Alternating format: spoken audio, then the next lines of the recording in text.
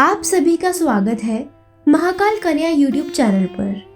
श्रावण मास का आरंभ और एक पावन तिथि देवशयनी एकादशी, यह वह दिन है जब स्वयं भगवान विष्णु 4 महीनों के लिए योग निद्रा में चले जाते हैं।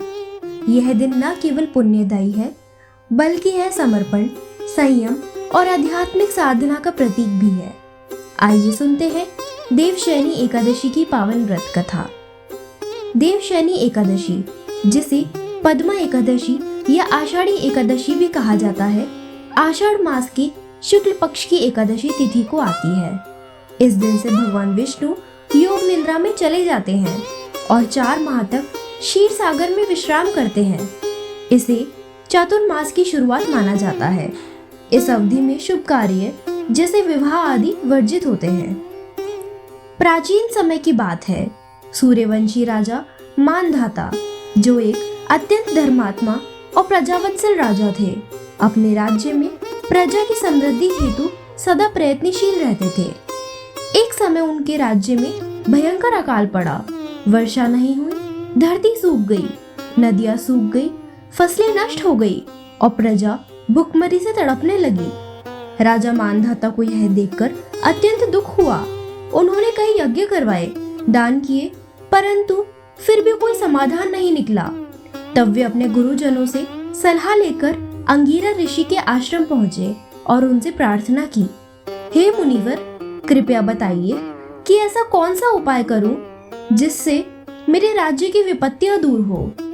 तब अंगिरा ऋषि बोले, हे राजन, आषाढ़ मास के शुक्ल पक्ष की एकादशी को देवशयनी एकादशी कहते हैं। इस दिन भगवान विष्णु की पूजा, व्रत और रात्रि जागरण करने से समस्त पाप नष्ट होते हैं और पुण्य की प्राप्ति होती है। यदि आप और आपकी प्रजा यह व्रत श्रद्धा पूर्वक करें तो निश्चित ही वर्षा होगी और समृद्धि लौटेगी। राजा ने पूरी प्रजा के साथ इस व्रत को श्रद्धा से किया। उन्होंने पूरे दिन उपवास रखा, भगवान विष्णु का पूजन किया, भजन कीर्तन किए और रात भर जागरण किया। व्रत पूर्ण होते ही चमत्कार हुआ। आकाश में बादल छा गए और वर्षा आरंभ हो गई। धरती पुनः हरी भरी हो गई और सभी दुखों का अंत हो गया।